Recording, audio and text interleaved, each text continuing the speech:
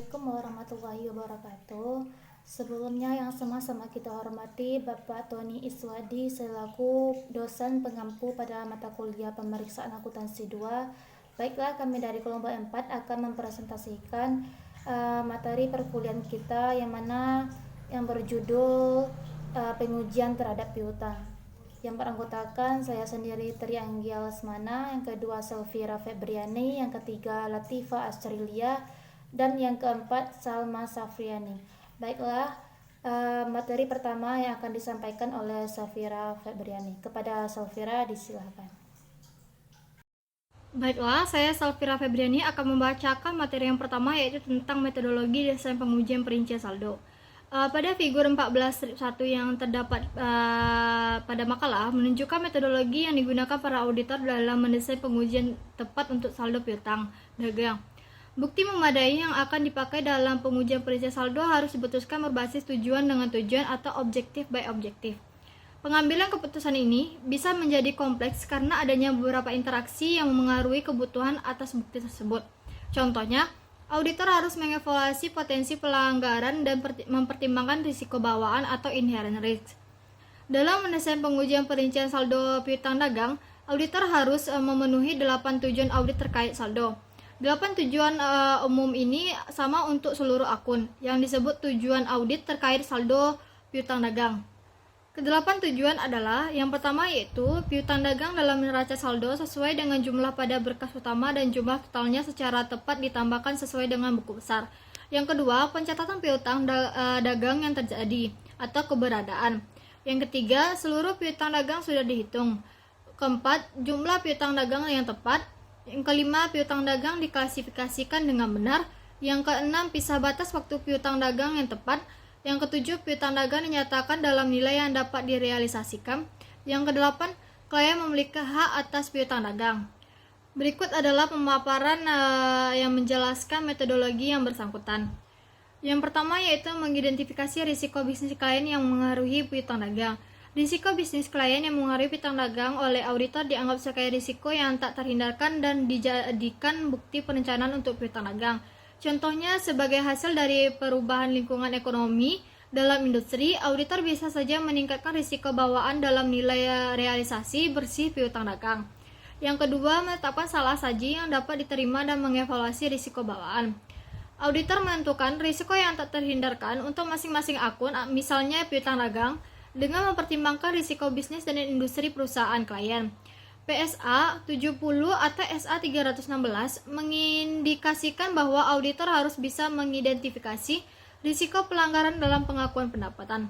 Yang ketujuh, mengevaluasi risiko pengendalian dalam siklus penjualan dan penagihan.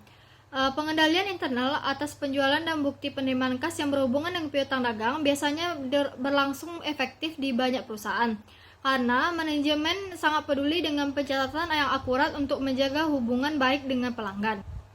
Yang keempat yaitu mendesain dan melakukan pengujian pengendalian dan pengujian substantif atas transaksi. Pada tahap ini membahas tentang desain prosedur audit untuk melakukan pengujian pengendalian dalam pengujian substantif, menentukan jumlah sampel, dan mengevaluasi hasil penjualan. Hasil pengujian pengendalian menentukan apakah risiko pengendalian atas penjualan dan penerimaan kas perlu direvisi. Yang kelima, mendesain dan melakukan prosedur analitis.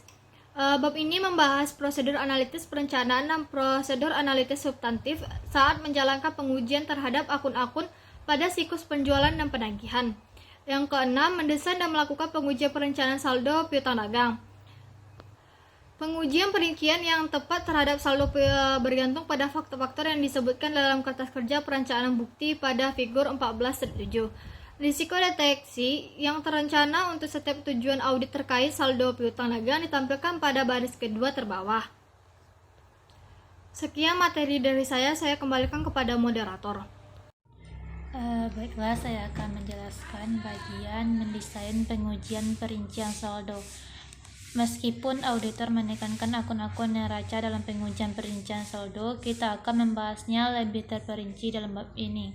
Dalam membahas pengujian perincian saldo piutang dagang, kita berfokus pada tujuan audit terkait saldo. Kita akan mengonsumsi dua hal, yaitu yang pertama, auditor telah melengkapi kertas kerja seperti dalam figur 4.7. Yang kedua, auditor telah menetapkan risiko deteksi terencana untuk pengujian atas tujuan audit terkait saldo. Selanjutnya, prosedur audit yang dipilih dan jumlah sampel sangat tergantung pada apakah bukti terencana untuk tujuan tersebut tergolong rendah, medium, atau tinggi. Yang pertama itu piutang dagang ditambahkan secara tepat dari sesuai dengan berkas utama dan buku besar. Pada umumnya, pengujian atas piutang dagang dan cadangan kerugian piutang dilakukan berdasarkan neraca saldo. Yang kedua itu piutang dagang dicatat sesuai dengan keberadaannya.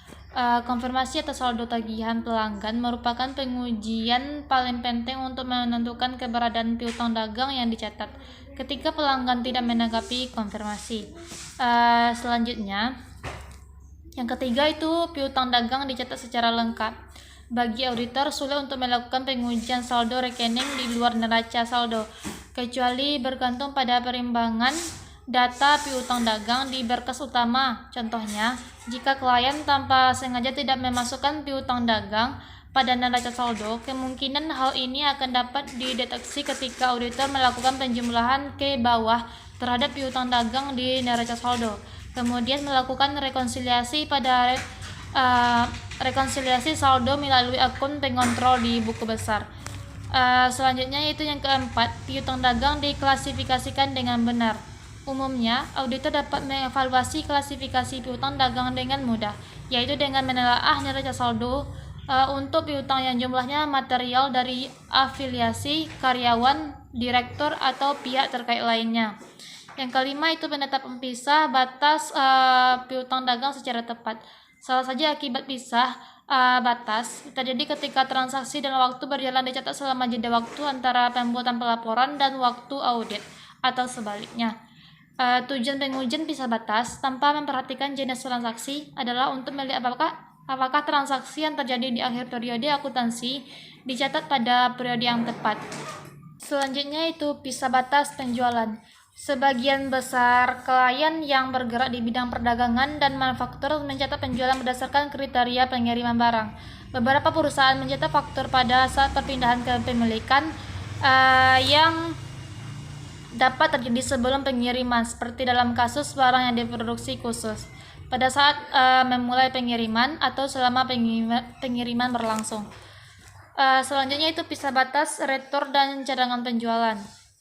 GAAP mensyaratkan retur penjualan harus dibandingkan dengan penjualan terkait jika jumlahnya material. Sebagai contoh, jika pengiriman pada periode berjalan dikembalikan pada periode jeda, maka retur penjualan seharusnya muncul pada periode berjalan. Barang yang diretur seharusnya dianggap sebagai persediaan periode berjalan. Selanjutnya itu pisah batas penerimaan kas. Dalam audit, biasanya penentuan pisah batas penerimaan kas dianggap tidak terlalu penting dibandingkan pisah batas untuk penjualan, retur, dan cadangan penjualan. Hal ini disebabkan karena penentuan pisah batas penerimaan kas yang kurang dapat hanya akan memengaruhi saldo kas dan piutang dagang, bukan laba.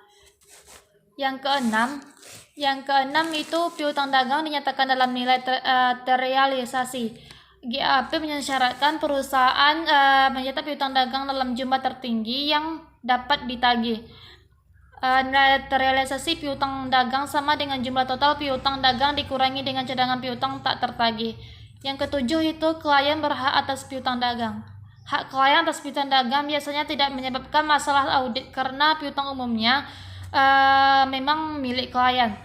Dalam beberapa kasus, ada bagian dari piutang dagang yang dijadikan jaminan ditujukan untuk pihak lain atau dijual dengan nilai yang lebih rendah. Yang selanjutnya itu bagian 8, penyajian dan pengungkapan piutang dagang. Pengujian dari keempat tujuan audit terkait penyajian dan pengungkapan dilakukan sebagai bagian dari penyelesaian tahapan audit. Beberapa pengujian atas penyajian dan pengungkapan dilakukan untuk memenuhi tujuan audit terkait saldo. Saya Latifah Hasrilia. Saya akan melanjutkan materi tentang konfirmasi piutang dagang. Nah, yang pertama itu persyaratan standar auditing. Standar auditing mensyaratkan konfirmasi piutang dagang dalam kondisi normal. PSA 07 menyebutkan 3 pengecualian terhadap persyaratan konfirmasi tersebut, yaitu yang pertama, piutang dagang jumlahnya tidak material. Yang kedua, auditor mempertimbangkan bahwa konfirmasi merupakan bukti yang tidak efektif karena tingkat respon yang rendah atau tidak dapat diandalkan. Yang ketiga, kombinasi dari tingkat risiko bawaan dan risiko pengendalian adalah rendah dan bukti substantif lain dapat diakumulasikan sebagai bukti yang cukup. Yang kedua yaitu jenis-jenis konfirmasi, yaitu terbagi menjadi 2. Yang pertama itu konfirmasi positif atau positive confirmation. Konfirmasi positif adalah konfirmasi yang ditujukan kepada debitor untuk meminta konfirmasi secara langsung apakah saldo yang disebutkan dalam konfirmasi tersebut benar atau salah. Yang selanjutnya itu yang kedua, konfirmasi negatif atau negative confirmation. Konfirmasi negatif itu juga ditujukan kepada debitor, tetapi hanya meminta respons jika debitor itu tidak menyetujui jumlah yang dinyatakan dalam konfirmasi. Yang ketiga itu ada penetapan waktu atau timing. Bukti yang paling dapat diandalkan dari konfirmasi diperoleh saat konfirmasi tersebut dikirimkan sesegera mungkin setelah penutupan tanggal neraca. Dengan ini, auditor dapat secara langsung menguji saldo piutang dagang dari laporan keuangan tanpa perlu memperhatikan transaksi yang terjadi antara tanggal konfirmasi dan tanggal neraca. Yang keempat, keputusan pengambilan sampel. Nah, yang pertama itu ada jumlah sampel. Faktor utama yang mempengaruhi jumlah sampel dalam melakukan konfirmasi piutang dagang terbagi menjadi beberapa kategori, yaitu yang pertama, salah saji yang dapat diterima. Yang kedua, risiko yang tak terhindarkan. Yang ketiga, risiko pengendalian. Yang keempat, risiko deteksi yang diperoleh dari pengujian substantif lainnya. Dan yang kelima, yaitu tipe konfirmasi. Nah, yang kelima itu ada pemilihan sampel pengujian. Beberapa tingkatan sampel yang diperlukan bagi hampir seluruh jenis konfirmasi. Dalam melakukan pendekatan untuk memilih tingkatan sampel itu, auditor perlu mempertimbangkan besaran nominal, akun per individu, dan jangka waktu peredaran piutang dagang. Nah, yang keenam itu ada menjalankan pengendalian. Setelah sampel konfirmasi ditentukan, auditor tetap perlu melakukan pengendalian konfirmasi hingga dikembalikan dari pelanggan. Yang ketujuh itu ada tindak lanjut bila tidak ada tanggapan. Surat konfirmasi yang tidak dikembalikan oleh pelanggan tidak dapat dianggap sebagai bukti audit. Nah, misalnya itu tidak adanya tanggapan atas konfirmasi positif, bukan berarti merupakan bukti audit. Nah, itu ada yang pertama, penerimaan kas pada masa tenggat. Nah, maksudnya itu bukti penerimaan kas pada masa tenggat sampai dengan tanggal konfirmasi meliputi pemeriksaan bukti pengiriman, jurnal penerimaan kas, atau bahkan mungkin kredit yang terjadi selama masa tenggat pada berkas utang piutang dagang. Baiklah, segitu penyampaian materi dari saya. Saya kembalikan kepada moderator. Baiklah, saya sama Syafriani akan melanjutkan materi berikutnya, yang mana B, duplikat faktur penjualan. Duplikat faktur penjualan sangat berguna untuk mengecek penerbitan faktur penjualan aktual dengan tanggal penagihan aktual. C. Dokumen pengiriman. Dokumen ini diperlukan untuk mengetahui apakah pengiriman benar-benar dilakukan dan juga sebagai pengujian pisah batas. D. Korespondensi dengan klien. Biasanya, auditor tidak perlu menjadikan korespondensi sebagai bagian dari prosedur alternatif. Materi berikutnya yang ke-8, analisis perbedaan. Ketika permintaan konfirmasi dikembalikan oleh pelanggan, auditor harus menemukan alasan jika ditemukan perbedaan. Dalam banyak kasus, perbedaan tersebut disebabkan oleh beda waktu antara pencatatan klien dan pelanggan. Selanjutnya, jenis-jenis perbedaan yang bisa terjadi pada hasil konfirmasi meliputi A. Pembayaran sudah dilakukan. Perbedaan biasanya terjadi ketika pelanggan sudah melakukan pembayaran sebelum tanggal konfirmasi, tetapi klien belum menerima pembayaran saat pencatatan sebelum tanggal konfirmasi. B. Barang belum diterima. Perbedaan ini biasanya timbul karena klien mencatat penjualan pada tanggal pengiriman dan pelanggan mencatat pembelian pada saat barang diterima. C. Pengembalian barang. Kesalahan klien dalam mencatat memo kredit dapat terjadi karena beda waktu atau kesalahan pencatatan retur dan cadangan penjualan. D. Kesalahan clerical dan jumlah yang dipertentangkan. Perbedaan yang terjadi dalam laporan pencatatan klien biasanya terjadi ketika pelanggan mencatat kesalahan atas harga barang, kerusakan barang, jumlah barang yang tidak diterima, dan lain-lain. Materi yang terakhir, pengambilan kesimpulan. Ketika masalah perbedaan sudah diselesaikan, termasuk perbedaan yang ditemukan saat melakukan prosedur alternatif, auditor harus melakukan evaluasi ulang terhadap pengendalian internal. Selain itu, perlu dipastikan bahwa sampel yang diambil dalam mewakili populasi dengan benar, meskipun jumlah salah saji dan sampel tidak signifikan dalam mempengaruhi laporan keuangan. Auditor perlu mempertimbangkan jika salah saji itu menjadi material dalam populasi. Keputusan akhir tentang piutang dagang dan penjualan adalah mengenai apakah bukti memadai telah diperoleh melalui pengujian pengendalian dan pengujian substantif atas transaksi, prosedur analitis, prosedur pisah batas, konfirmasi, dan pengujian substantif lain untuk menguatkan pengambilan keputusan mengenai kebenaran saldo yang disajikan.